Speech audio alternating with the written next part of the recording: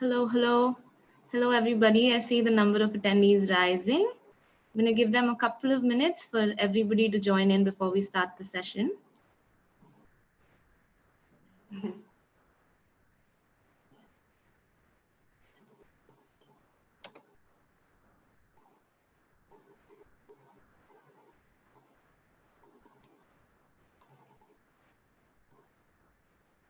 In the meanwhile, for everyone who's already joined us, please feel free to use the chat option available at the bottom of your screen to introduce yourselves. We'd really like to know our audience.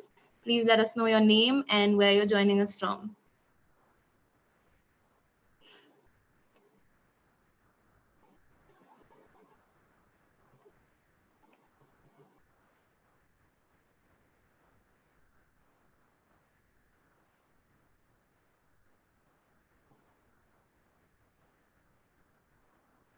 Just give it a couple of more minutes.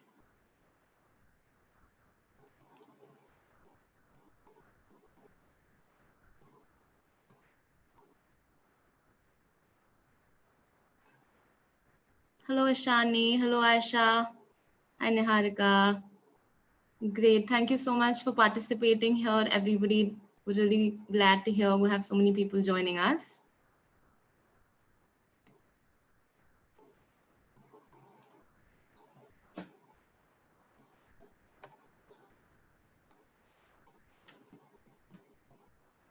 All right, great. I think we have quite a few people with us now, and we'd like to start off, and we'll hopefully have more and more people joining us shortly.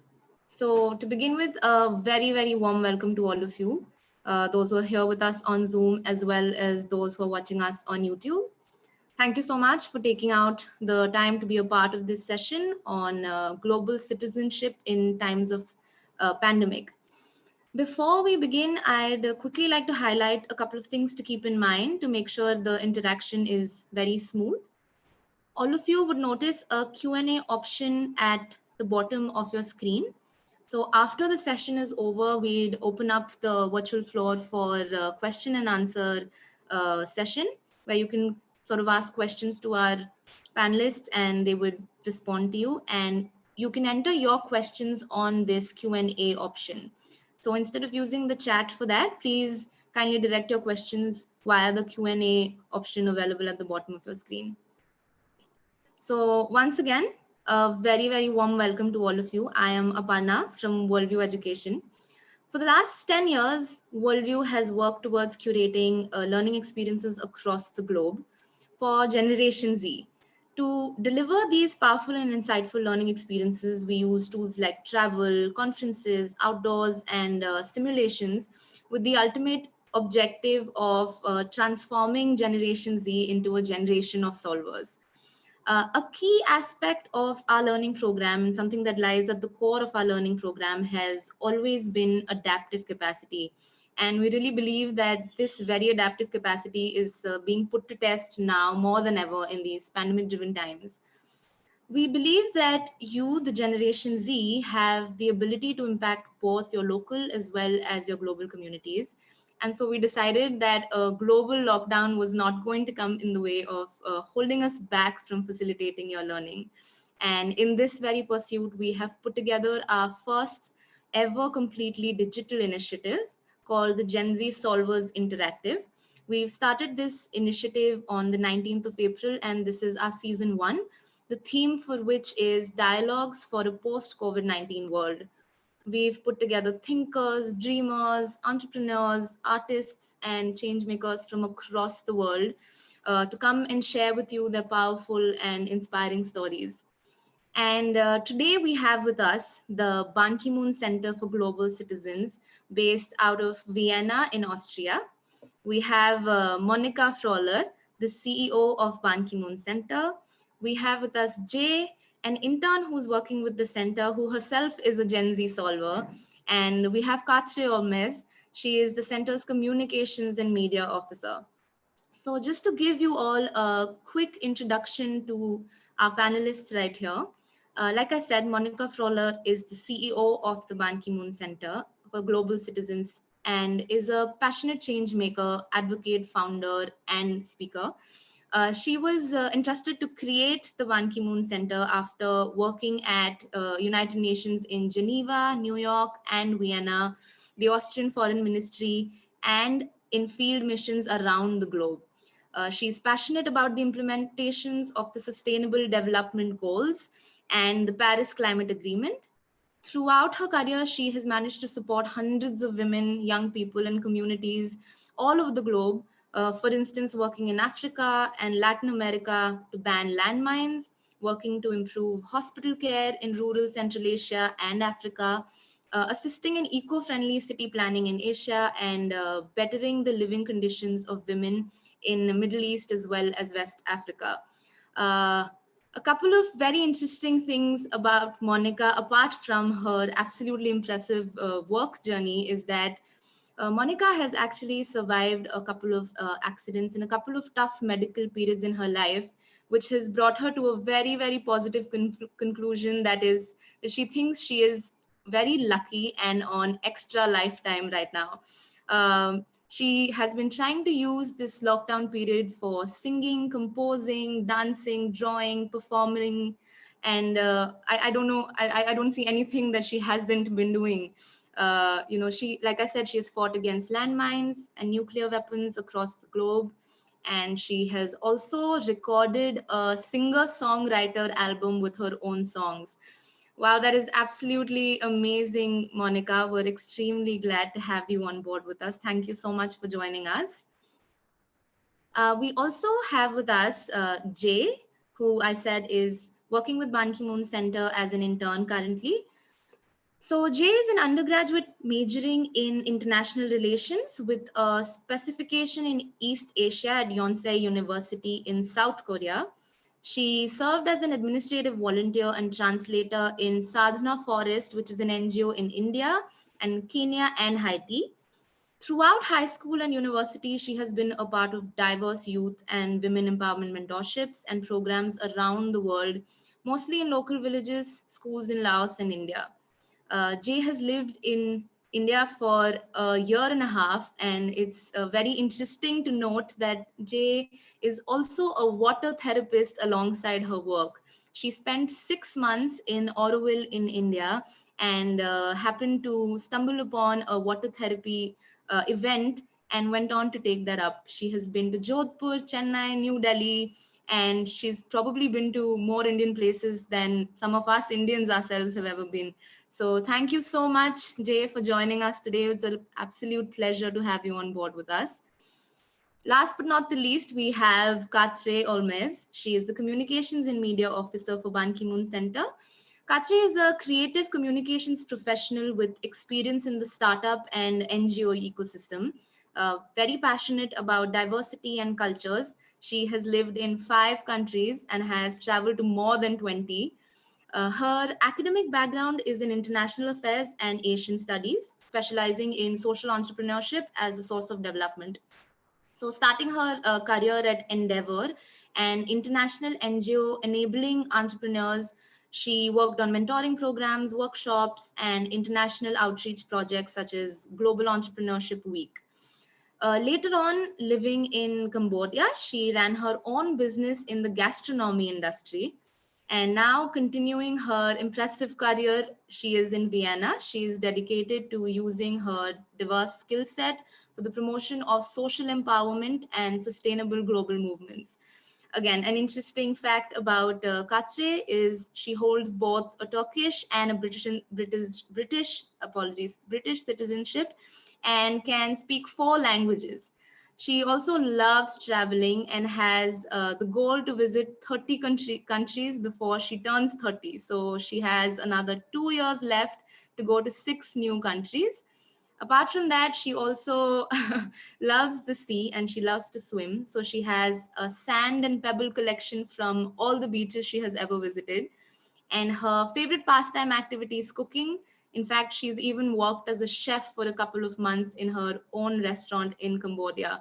Wow, Kache, this is absolutely amazing. The amount of various things that you have been involved in apart from work as well. Thank you so much for joining us today, and it's a pleasure to have Ban Ki-moon Center on board for this session. Katri will be moderating this session here onwards, and we will have a Q&A session at the end of this discussion where you can, like I mentioned earlier, send across your questions on the Q&A option available at the bottom of your screen. Thank you so much. Hope you all enjoy this session, and over to you, Katri. Hello, everyone. Thank you, Aparna, for the great introduction for our team. We're very, very excited to be here today as the Ban Ki-moon Center. Yesterday, we joined with another panel on gender equality, and today we wanted to join with a session on one of our other focuses, which is global citizenship. So today we will be discussing the mindset of global citizenship and how this idea evolves in a situation that we are currently in, like in a pandemic. And also we want to mention how the world is reacting to this situation, how global solidarity is important now, and what different countries are doing to manage this situation. And we'd like to finish the session by mentioning the influence of culture when it comes to these practices that we will discuss in these countries. And we would love to get the opinion of our audience on these strategies and solutions the world has come up now during this time. So I'll give the microphone to our CEO, Monica, to start our discussion. We will use a presentation, so I will share that with you now.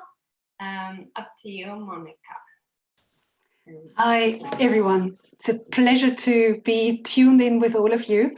Indeed, I'm the CEO of the Ban Ki-moon Center for Global Citizens. And you might wonder, she seems quite young, and yes, she's a lady. How did she get that job?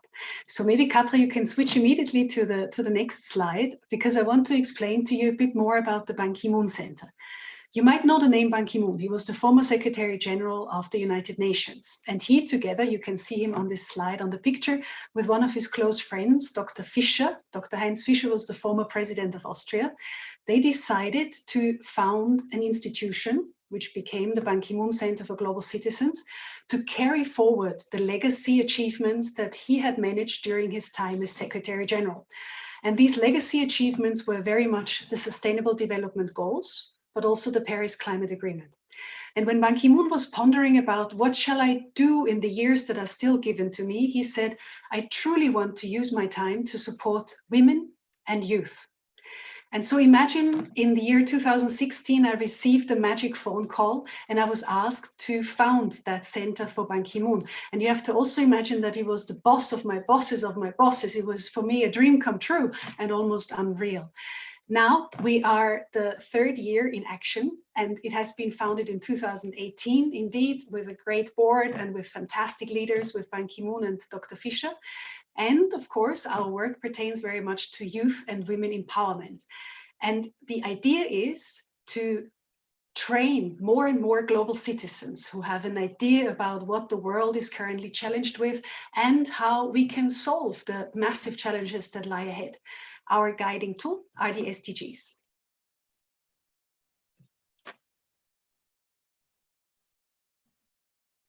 Sorry.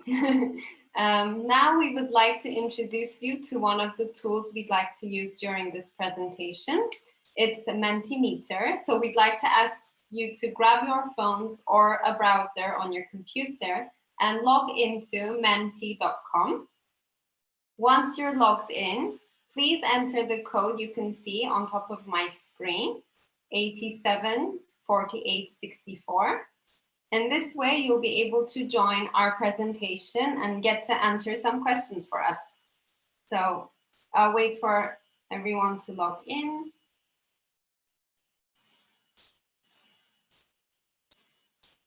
So go to www.menti.com. That's the address.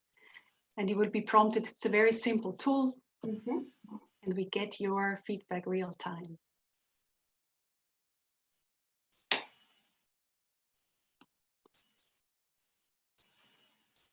The hearts at the bottom of the slide show you that 9 of you, 11 of you already tuned in. Thanks so much. We want to get more. We see that we have 71 participants to this session. So let's get a good majority joining us on MantaMeter. We'll also mention that it's completely anonymous and we will not see who answered what. So feel free to join and answer with whatever you want to. We don't know who you are.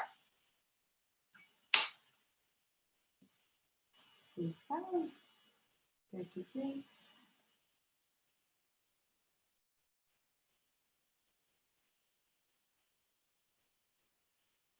Looks like everyone's joining in. We're up to 45. Awesome.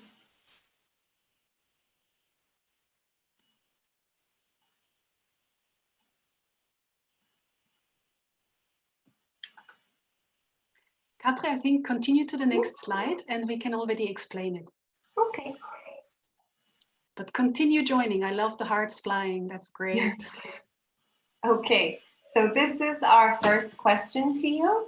As Monica described what the center does, you learned about what we do, about the SDGs. So we're very, very curious to find out how our audience is interested in the SDGs, which SDGs are more influential in this group, what is your passion, what SDGs maybe you're working on, you're learning about. We see lots of responses now. Let's see if one SDG is gonna pop out. Okay. Seems education and gender equality is the highest right now.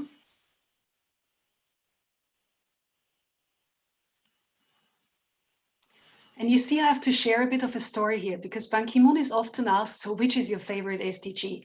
And you can imagine, like a father to its children, it's very difficult to say, or like a mom to her children, it's very difficult to say which one you prefer. Because of course, fact is that all of them are equally important. And fact is also that all of them are totally interconnected. But it is interesting that particularly for Gen Z, there are some that resonate more with everyday life practices. And I think what we see with the poll, where already 47 of you participated, is that, as Katre said, particularly education and gender equality are at the fore. We love that. Why do we love that? Because half of the world is below the age of 27.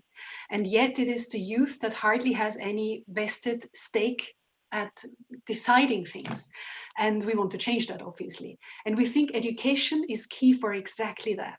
And half of the world is also female, and yet women are not represented in the major boards. They are not represented in decision-making processes. They're often not in the big companies. They don't have the same rights when it comes to education or even simple human rights.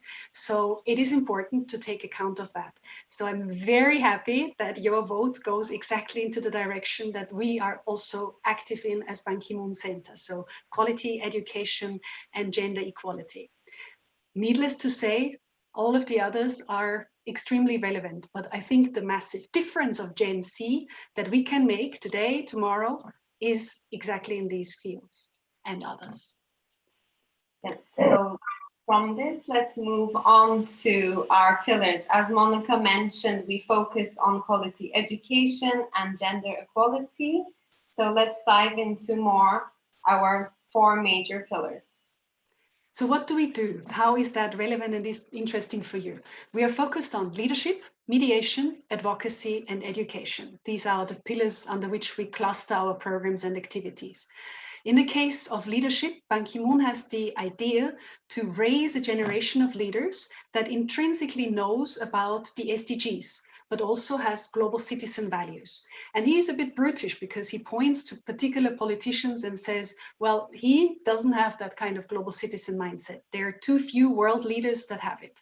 And so he wants to, via education, manage to get more youngsters informed and contributing to the ongoing global debate. In mediation, we want to have youth and women in peacemaking efforts, and not only like around the room or somewhere at the outskirts, but really in the room of conflict prevention, of peacemaking, of mediation. In the case of advocacy, we are doing lots with big entities like the Scouts, like Global Citizen, like JCI. So there are many entities that we can fortunately draw on as massive platforms. And so we are happy to be here today to get to know all of you and to work with Worldview, which is also a great platform. And particularly namaste to everyone who is joining us from India. And in the case of education, I would like to underline and hope to gather your interest for this one. We have mentorship programs, scholarship programs, and fellowship programs. And we are particularly keen on women to be empowered as young fellows and young change makers. So we are hosting lots of these programs. And what might be a good entry point for you is actually online classes, but we will tackle that later. They're fantastic preparation to know more about what is a global citizen and what does woman empowerment actually mean. We have devised something that we give to you sort of as a token present at the end of this whole session. So stay tuned. Yes, exactly. So we're keep repeating this word of global citizen, global citizenship. We're mentioning the idea of developing all these skills around global citizenship mindset. So we have our second question for you. We would love to hear what you think when we say, what does global citizenship mean to you? What words come to mind? What emotions come to mind? What skill sets come to mind when you think about what global citizen is, what a global citizen is, what global citizenship is? So if you log in back to your MantaMeter, we can see your answers. Here we go. Some are coming up. Super. Respect. Jay, what are your impressions? Does anything there surprise you? Is there any word that you haven't yet thought about? There are many things popping up right now. For me, the first thing that came to my mind was the feeling of oneness as well, the feeling of unification, not to discriminate others, because we are all on the same family as a root. And there are, yeah, and there are more and more things popping up, which I also feel inside my mind as well. Yeah, it's really cool that unity stays strong. You know, the words that are mentioned most often stay fat and in the middle, sort of. So most of you have now actually typed in unity or equality and empathy. And I think that hits the nail exactly on the head. This is what global citizenship is all about. We have more in common than divides us. Unfortunately, it's of course an idealistic point of view, but we as humankind are all global citizens. And we define it along the lines of that you know about the SDGs, so you have knowledge about the SDGs, you share global citizen values, and they are very much represented actually in the Declaration on Human Rights, and that you possess 21st century skills and you're acting with them. So this element of activity as a global citizen, you're taking charge, you're joining the community and you want to change it to the better is crucial to the idea of what global citizenship means. And again, if we are looking, and let me blame, shame, if we're looking at the Trumps of this world, and if we are looking at very nationalistically oriented leaders, we don't see that too much. So we need Gen Z and we need generation, I'd even say X and everything after, to really take that concept to the fore and to support it. So I love to see human rights, unity, equality, empathy, all of that is very true. So you grasped it. That's global citizenship. Thank you so much. Awesome. So now we have all these keywords on our screen: human rights, unity, equality, peace, intercultural communication, worldview. We would like to now ask you, what has changed with this mindset because of COVID or because of this pandemic? Has the idea of global citizenship changed, evolved? Are there new issues to overcome? We would really like to hear your opinions on this. What individual struggles have appeared because of the pandemic on this idea of being a global citizen and practicing global citizenship? So again, we would like to ask you to join and share your answers. We're really impressed with the participation. It's really interesting to read everything. So write multiple answers. Sure. So what we read here is lack of physical contact, lack of trust, lack of unity in action, totally true. Financial problems, a return to national concerns, true. Closed borders, blame game, yes. Racial discrimination, more stigma and discrimination to be fought. Too much nationalism, all very true. Maybe Katra, you can scroll even a bit that we see the no unity, racism. Yeah, unity is lacking is a big challenge. It's interesting. Yeah, I can only concur very strongly with everything that you say here. So our task has become even more massive. And hence, I think that all of you should act as ambassadors of global citizenship in the understanding that we have described before. Because as the situation becomes worse, we really need to devise, even in the micro sort of surrounding that we have with our own family, our own village, our own town, our own community, to do something against it. Another challenge I read: selfishness, distrust, lack of discussion between countries. Yeah, some are even now accusing that the United Nations is marginalized because they don't take the lead in this, and it is truly a problem. Even multilateralism, I think, is challenged in these times. Travel problems, food, true, food for average people. So even distribution is troublesome. It's going so fast. Thanks for all your comments. I can't keep up reading all of them. I think there we go.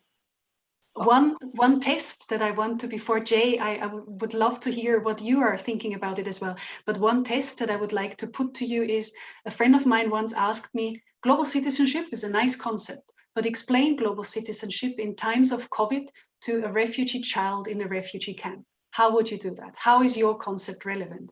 And I'm still pondering about it. And I do see that it is a tricky concept to be held up in times of crisis. Jay, sorry, I have talked too much. Jay, tell me your ideas. I do understand all of the answers that people gave on the screen, because it is a challenge for us to continue with our global citizenship in the time of COVID. Racial problems, lack of action, lack of unity, lack of human relationships. But I also faced a lot of these things since we're dealing with the same situation, and I'm away from my family here in Vienna. So, and I'm overcoming those things by like the Zoom calls, calls that I can have with my family and my friends here. That's how I'm overcoming with all of these things. But still, it is a challenge for people who are homeless people, for example, and who are dealing with the hard situation, to continue with global citizenship in the time of COVID. And yeah. Jay, do you think there's a difference of you being here in Vienna? Would it be different if you were in Korea now? Things would have been much different if I were in Korea, because then I would not be allowed to go to parks like I do here. Even alone, I would not be allowed to do that. But still, there are some things that I find good to stay here, because then I can go to parks, as mentioned. And but some things I do miss back in Korea that could be handled better, which were how they handle with the COVID situation. Rather than to just lock people down inside their homes, there will be a little bit different things that the government could have handled. Thank you for that insight. This kind of leads us to our second discussion point now. Now we've discussed how COVID has affected us on a more individual level, how people have reacted. And now we would like to jump into a conversation about how countries have reacted and how the world has reacted together. So this would be a great chance to ask you now for your opinion in when you look at how the world reacted and what strategies different countries applied, which countries, in your opinion, have, oops, excuse me, oops, sorry, technical difficulty. There we go. Which countries have handled the pandemic in a better way? It could be the strategies they created, the solutions they came up with, political responses. In any way, when you look at the general picture, in which order would you put these countries in the way they handled this situation? India is coming up on top right now. What is very interesting, the moment you are making this poll happen, there is a tendency of national pride. And it's beautiful because people are taking ownership of how their country has reacted to it. And it like just the other day, we had a phone call with a Middle Eastern colleague of ours, and he said, guess what? We are the country who tackled it the best. Like, we really did an amazing job. We have so many hospital beds, hardly any infected people. We have really tackled it. So it's fascinating how we have a natural inclination to believe that it's okay, like what we're going through, it's okay. So what do we have here? We have a comparison of South Korea, Japan, Vietnam, Austria, India, China, Sweden, and Singapore. And I love to see that many think that India has handled it really, really well. Also, there are a couple that are convinced about Singapore, 19 out of the 44, but numbers are still changing. And then people to give credit to South Korea and credit to China. The rest is sort of, well, yeah, comme ci, comme ça. That's fascinating because from a European perspective, there are some best case scenarios mentioned, and the best case scenarios definitely in the European press are Singapore and South Korea, and also Hong Kong is mentioned sometimes. And I would love to hear also Jay's input to this one. And then, of course, maybe turn the floor to some of you to explain to us what you think was particularly well handled in India or in Singapore. Jay, to you first. In my personal opinion, I thought that South Korea did it well, not because it's my country, but they handled it well because we were all prepared with the mask and the hand sanitizers inside buildings, inside markets, subway stations, and everything. Even before the pandemic started, and the government, they had a good control over the people, not revealing their personal information, but only the places that they went, and sharing with the public and dealing hard with making vaccines, and checking their temperatures via car rotation system. It was an interesting method that they implemented in this situation. But I also think India did well because I saw a lot of videos how India handled it, and there were a few of my friends who kept telling me, oh, India is handling it really well because they are in a lockdown and the police, they are controlling the people very well, and the people are following the rules quite well.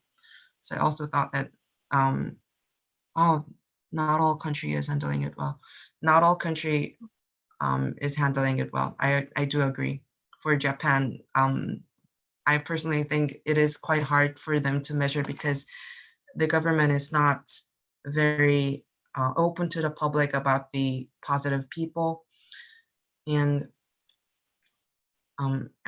they are having struggles with dealing with those people as well. So I do agree with Japan. It's not one of the best handling countries in the world. Thank you. We would like to ask you to maybe raise your hand, use the button on your Zoom application to raise your hand if you'd like to join us with audio and video and maybe give your opinion on which country you selected.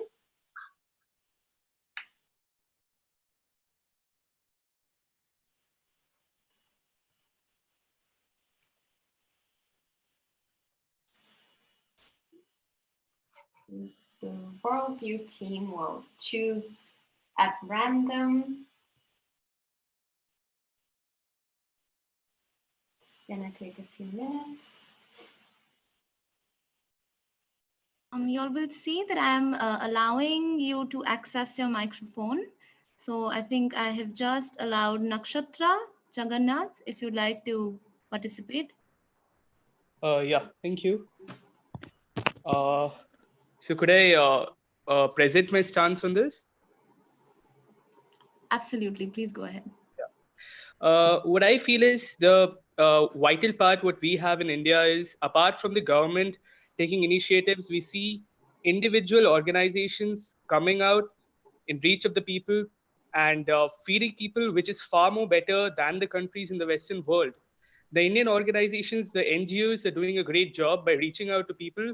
Would like to mention some organizations like Donate Card, uh, like ISKCON International, and even the RSS, who have fed over 50 million people till now on a personal basis without any expenses derived from the government. And this is the integrity and dignity of the Indian organizations who are working even without government support, reaching out the people on a private level. Thank you. Can we have one more, maybe? Yes. Can we have, hi Rashida, I've just given you access to the microphone. Please let us know what you think.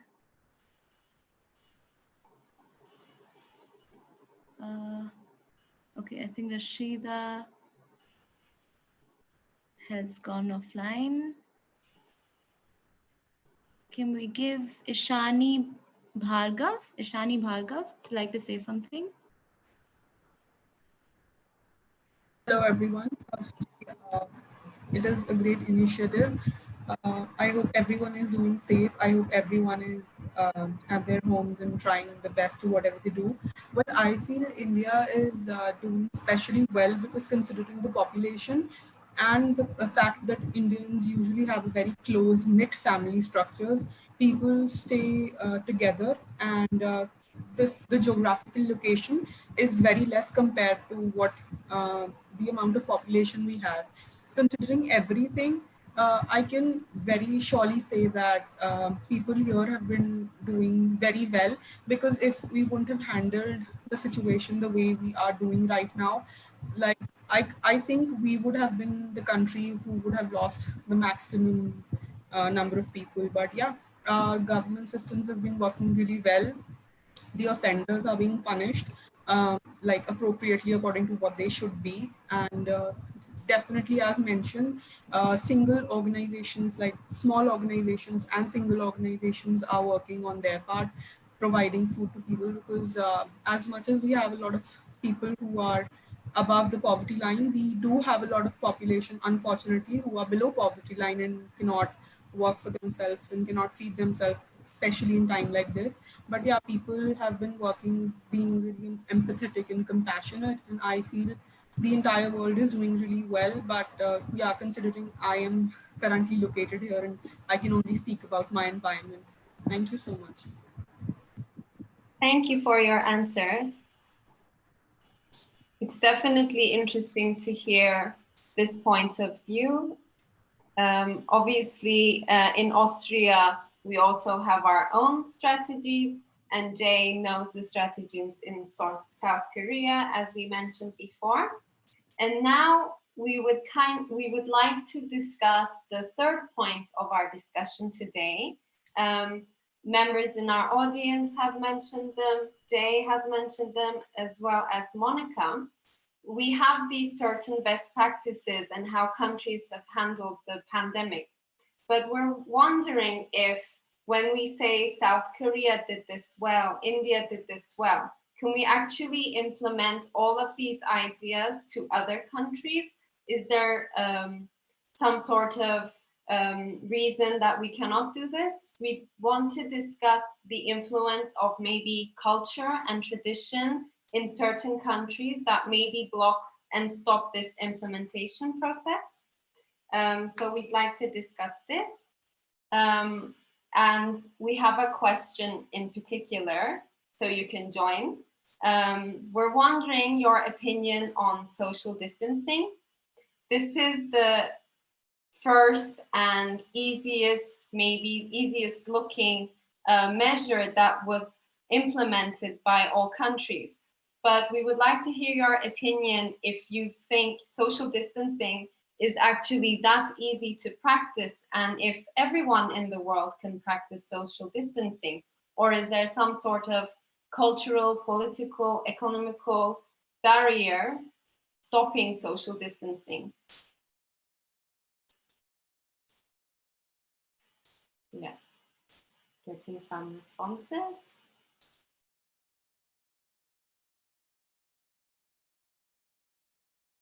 So some of the responses say, absolutely, social distancing should be recommended during pandemics. Is it possible for everyone? Some people don't understand, you mentioned. Some say it depends on cultural upbringing. Others really say that, yeah, that might not be possible in very underdeveloped countries. I completely concur with this. So the moment you are really living one day by day and you don't have enough income to even get something to eat for a couple of days for your family, you're dependent on interacting with others to make ends meet. So social distancing truly is a privilege of those that can afford to stay home and that can afford to distance. So yes, it depends on the country. That's what you have asserted as well.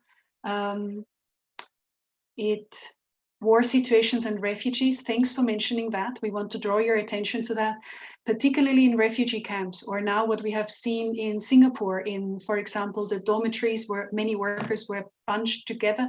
It is really tricky to keep distance and stay safe. So we are privileged if we can do it. Not everyone can. For some people, it's really hard to practice social distancing as they do not have homes. Yes, they stay on the roads, and life depends on that. Couldn't agree more. Someone says only 2% of India have proper houses and access to media, and the rest can't afford it, and rules shouldn't be disadvantaged to the majority. Yeah, difficult. It is the best option. So you see a wide variety of answers on that one. And I think it's good to remind ourselves that some of the measures that are put into place in some countries are only for an elite. And like an elite, I mean, even the testing. Some of us have access to testing, others definitely don't. Some of us have the privilege of getting medical help the moment we have the symptoms, and many, really many don't. And this is also, I think, one of the reasons why governments want to flatten the famous curve. So yeah, migrant laborers, exactly. That was what I tried to hint at before. This is really, really difficult. Thanks for commenting. It's beautiful to see how engaged you are and how many different opinions are illustrated. Jay, do you want to say something about the social distancing? Yes, I mostly agree. I was writing down the things that I wanted to say, and I agree with Monica about the things that she said. It is not possible for everyone. It is the possibility for the privileged, the social distancing. Even though people are educated about those things, and the news tells many things about the people, there are people who cannot do it in terms of economical reasons. As Singapore, there are people who live with many people inside their homes, or many people be next to their doors, just like dormitories. And there are homeless people who cannot go with social distancing at all because they don't have a home to stay. I also witnessed a guard here in Austria as well, who were trafficking a homeless person, like with a dog, because he was there not doing his social distancing. And it was quite sad to witness all of those situations. Also, it's the same thing for the refugees. And there are people who don't have the money to get medical help. Even for some of my friends here, they thought that they had the symptoms of the COVID, in Korea as well. They thought that they were having the symptoms of COVID, but didn't have the chance to go to hospitals to get a checkup. So nobody wants to get COVID-19. Nobody wants to get it, but there are people who cannot proceed with those social distancing and things that they have, that they can proceed like the privileged people do. And I want to make an additional comment on that one. There are some jobs that have no choice but to go out there. And it, of course, includes the doctors, the nurses, sometimes those that are working in supermarkets, on markets to distribute food. So, and even police, or in the case of us, it's waste management that is very well taken care of even during these hardship times. And electricity needs to keep on running. And what's interesting as well is that these people are normally not reimbursed at very high levels, but they are like meagerly paying jobs. And I think that we all should take away from this crisis our thankfulness towards those that are sustaining our livelihood with risking their own lives every day, day in, day out. And I hope that even also nurses and doctors can count on future support and remuneration that equals that kind of appreciation of society. Yeah, someone says hats off to all of the people who are risking their lives for us. Couldn't agree more. And yet not only applause or drumming on pots is enough. I really think that a sustained ripple effect of salaries being increased and appreciation being shown throughout the years needs to happen. Yeah, especially doctors, nurses, and civil workers. Yeah, agreed. Good. Thank you, everybody, for sharing their opinions and joining our conversation on these 3 levels. Our time is running out slowly, and I'd like to move on to our next slide with our closing remarks, if we can. I've done the same mistake again. There we go. Okay. So, yes, Monica, if you'd like to kind of yes, some closing remarks and our amazing courses, we'd be very absolutely. Happy. Absolutely. Thanks, Katre. I said at the beginning of this session that I have a token present for you. And indeed, the token present comes in form of our online classes.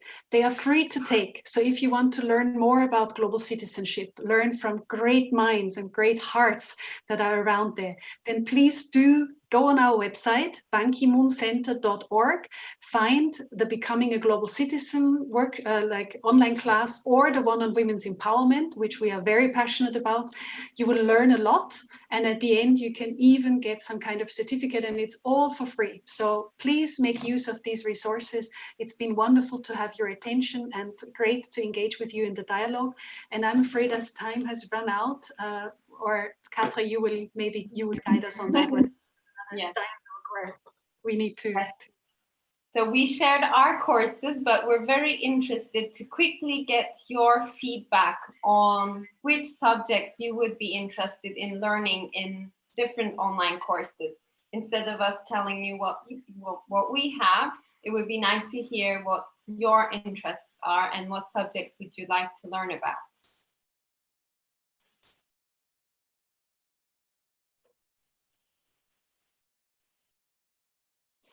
We have leadership, reducing waste.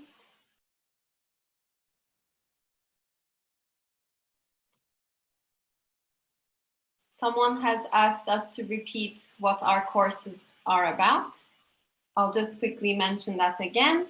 We have 2 free courses right now. One of them is on the topic of gender equality, and the other one is on global citizenship and SDGs. So if you're interested in any of these subjects, you can go to our website and find the courses available there. Cool ideas coming up. Excellent ideas. I love this. Thank you so much for your input. So there is sustainable development, contemporary problems, social entrepreneurship, leadership, circular economy. I see educating others. Again, reducing waste, climate change, the power of the youth, human rights today. Yeah, fascinating. Thanks so much for your input. We will take it to our hearts, definitely. And there are a couple of courses on sustainable development. So for every one of you who is interested in that, check out SDG Academy. Google SDG Academy. They have plenty of classes on various SDGs and fantastic material. We too have a sustainable development course on Coursera. It's a different sort of system, but the easy accessible ones, as Katra has said, are the women empowerment and the other one on global citizenship. Please feel free to take them. And once you have taken them, we are keen to know your opinion. So write us what you thought of it, what maybe needs to be improved, what you learned, and how you take the things forward. Yes. So I think maybe Aparna, we have time for one question or two. If you can help us with that. Thank you so much. That was absolutely an amazing discussion. Thank you, Monica. Thank you, Jay, and thank you, Katre, for joining us. That was absolutely lovely. And it was amazing to see how active the participation was from the audience end. So thank you for everybody who joined us. So we will quickly take a couple of questions that you may have for any of the panelists. Again, you could raise your hand and I will give you audio access, and you could ask anybody the question you want. We have around 8 to 10 minutes, so we'll probably take 2 to 3 questions.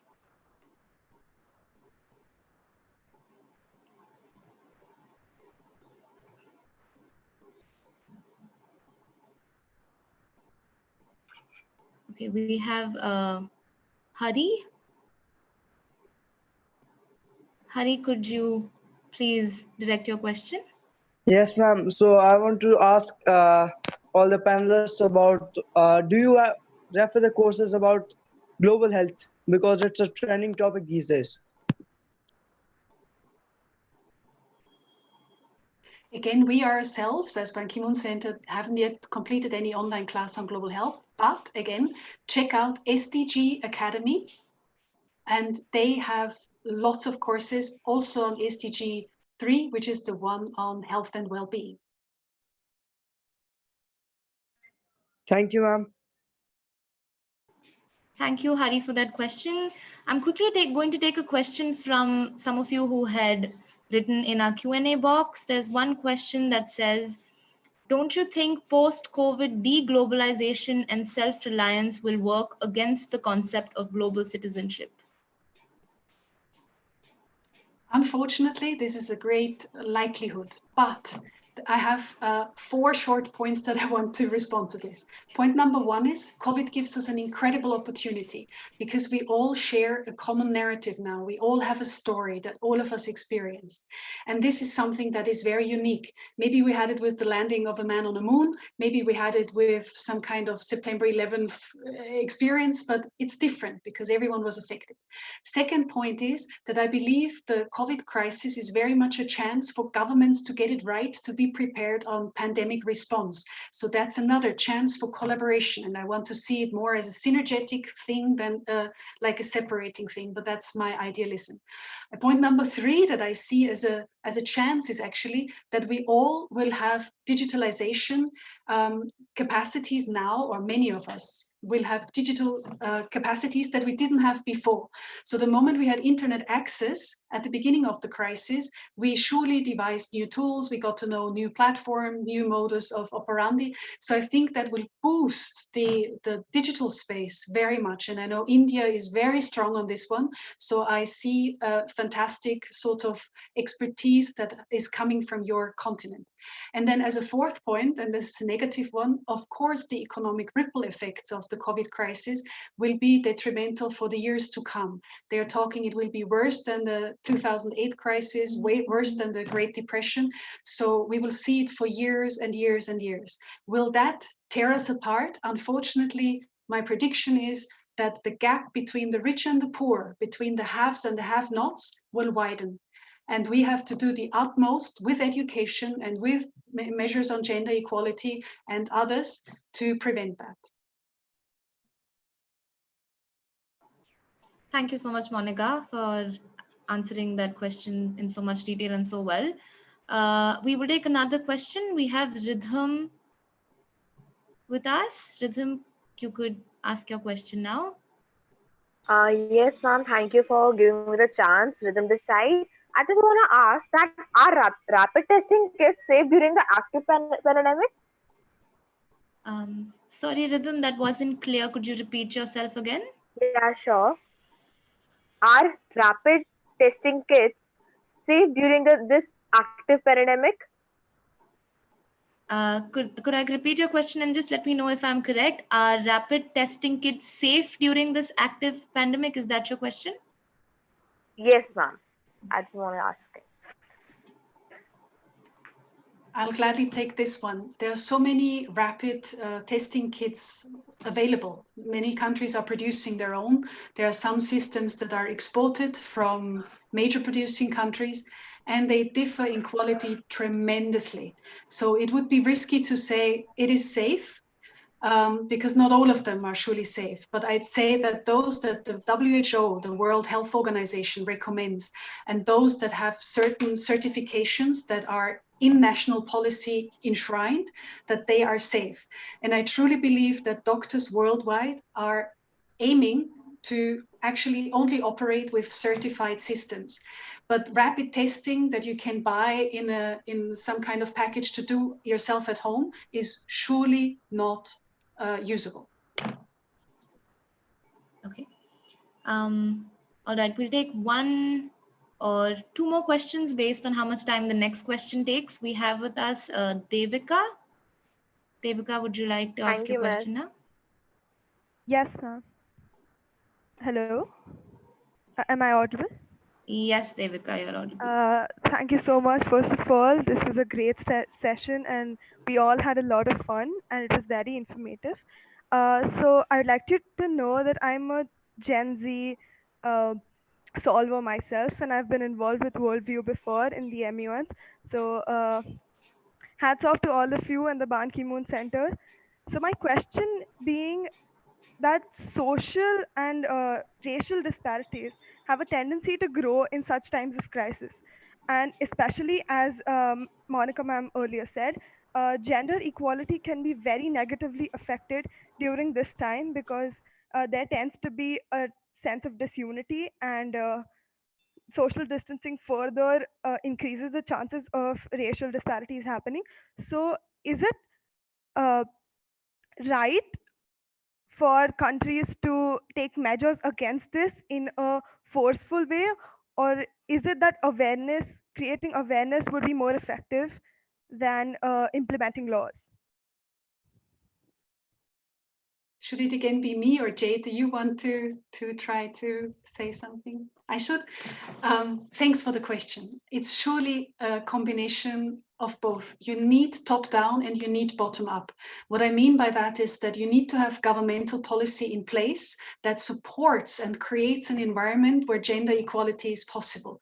But that's only, paper is patient and much might be written on paper, and paper is important.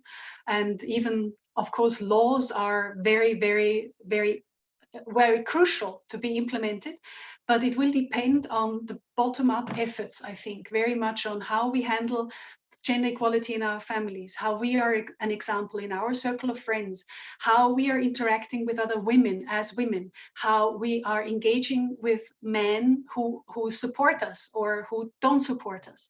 And you're right, Devika, I can only agree that in times of crisis, women are tendentially and statistically known the hardest hit, together with youth. And particularly now, hence the appeal to all of you who are change makers, I hope that within our lifetime, we will see a bettering of the situation of women and youth in exactly these situations. And it's up to us. A friend of mine, and I close with that one, said, terrorists that are currently around the globe, they are your and my age. What does that say about us? What does that say about our responsibility towards our generation? We need to include them. We need to be the change that we want to see. Thank you so much, ma'am. I'm sorry, can I follow up? I just have another question.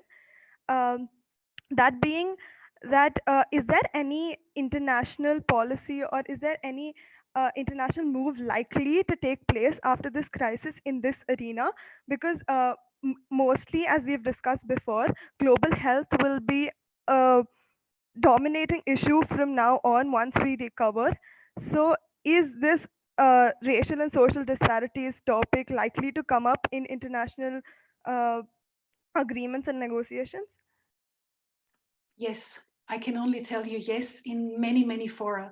Not only does the United Nations do a lot about that in various forms, no matter if it's the high-level political forum, if it's the United Nations General Assembly where resolutions are passed, if it's the ECOSOC, or if it's the thematic areas like WHO trying to even out the distribution of medication, for example, be it the FAO, the Food and Agricultural Organization, the World Food Program, you name it, the FAO. You have lots of agents on the global sphere. Then you have regional actors that are trying to tackle this, many of them in their own regional interest, the European Union, ASEAN, the African Union, the Latin American CARICOM, I think is the title of it. So you have lots of them that are tackling it. And then you, of course, every state, every politician, I think, has the interest to be re-elected in the democratic sort of spheres. And they will try to get disparities on the ground as smoothed out as possible to be re-elected. So it's a very real political kind of consideration. Will that work seamlessly and wonderfully? Definitely not. And do we have to be cautious about this widening of the gap? Yes.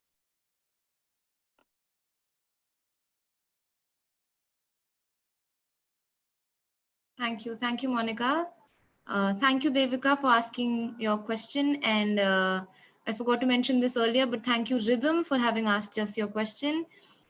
We will, looking at the absolutely unbelievable active engagement, we'll take a couple of more questions if our panelists are willing to do so. Would that be okay, Monica, Jay? Okay, amazing. So we have 2 to 3 people asking us this question on the Q&A option, saying how much of an impact would COVID-19 make on the Sustainable Development Goals? I feel like I'm monopolizing the answers, but Jay, it gives you the time to think about your perspective while I'm answering. COVID-19 will have a massive impact on the Sustainable Development Goals, because as much as they're all interlinked and as much as they are covering literally our overall global policy towards how we should develop, you can imagine the SDGs being something like a world governmental program. Every of our countries has a government that has decided on what they prioritize over the next couple of years. The SDGs are the unique prioritization of what we need to do as world community until 2030. And for them to be fulfilled, it was estimated that we need more than $3 trillion per year. And that was before COVID crisis. We need $3 trillion per year to implement some meaningful measures. We don't use that. We don't have that. So funding was lacking before COVID. And now imagine how much funding will be directed at national responses of COVID to basically just keep countries at peace, to have food supplies, medical supplies, to balance out the economic ripple effects. So much of the funds that were available will be diverted towards COVID immediate response. So it would be unserious to give you a concrete estimation, but when it comes to the actual capacity of fulfillment of the SDGs, it will be jeopardized also because of COVID. And here I'm talking about all of them, but should that keep us from trying our best? Absolutely not. It's rather a wake-up call to do even more, because, and I here want to quote Ban Ki-moon, we have one planet, and this is planet A. We don't have a planet B. And we have one plan, and this is plan A, and it is the Sustainable Development Goals. We don't have a plan B. So, ladies and gentlemen, roll up your sleeves. Thank you, Monica. Jay, would you like to add anything to that? Would you like to give us your perspective? I was writing them down again, and then for sustainable development goals, I think there are some points that can be caught up after this crisis. Some examples are women's rights. Because once the COVID-19 is over and the lockdown is lockdown ends, some parts of the domestic violence would be a little bit lesser than it is now in this lockdown situation. And one good thing is that the earth is purifying itself in this situation. So I do hope we can keep up, like humans, we can keep up to purify the earth better and better. And in that sense, it can make the sustainable goals meet with the whole COVID situation, even though it has ended. All right, thank you so much, Jay. Again, we have a lot of questions and we won't be able to take all, but we'll take one last question from our participants, which is to know if a policy can be made to deal with global security on COVID-like pandemic situation. It has financially crashed all the economies across the world except China. Common law needs to be formulated to hold such a situation. So do you think there's anything we could do at a global level to deal with global security is the question. You see, I am a big fan, and I'm known to be a big fan of international law. And international law is common law. It is not necessarily civil law because it's built incrementally as things happen. But what we have seen in the past couple of decades, let alone now during COVID crisis, is the demise of international law. And it hurts me personally. I am partly an international lawyer, and it's difficult to see that people are not catering treaty agreements, that people are stepping down from international agreements, that they are basically nullifying memoranda of understanding and agreements, contracts that have been existing between nations for a long time. Needless to say, do I therefore drop it altogether? No, and the international community shouldn't. Is there something like a comprehensive security plan for COVID-19 already? No. Is it very likely that something like that develops within the next 3 years, 4 years, 5 years? What we have seen was that the responses of all of the countries were very national focused. My country first, borders closed, and try to get your jurisdiction under control somehow. And I'm afraid if we stop exchanging and collaborating on best practice, if we stop to investigate who has done better than others and really use parameters that are sort of objective, we will lose an incredible momentum and we would lose an opportunity. And so it would be very wishful that we have a common collaborative response, and it is small entities like us or like Worldview that are working on things like these in their sphere of influence. We can hope for it, we can work for it in our local environment.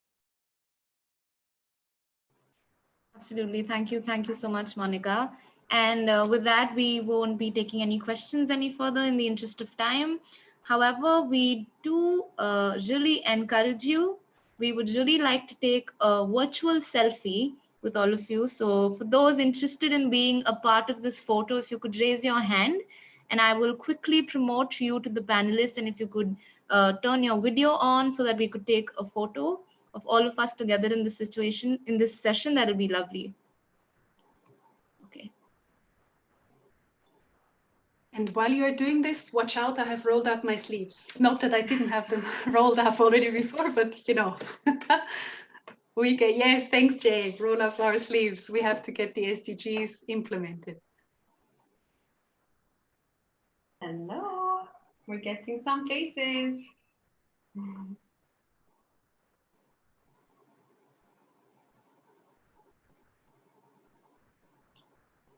cool.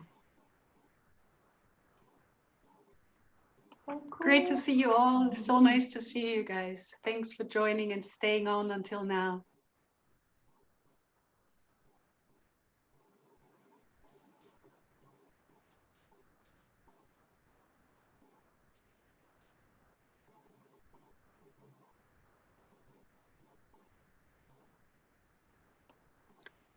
if we get many, we will have probably even 2 screens because I think only, let's see, 10, Yes. 15, 20, 25 on one screen. 25. So we will take 2 screenshots, and you don't know on which screen you are. So smile best of all the time when Katri tells you.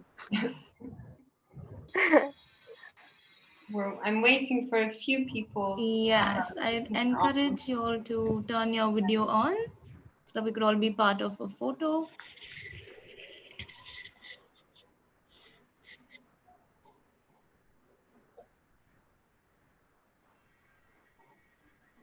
There we go. We have Amina, Hussein, Aryan. If you could switch your cameras on. Super.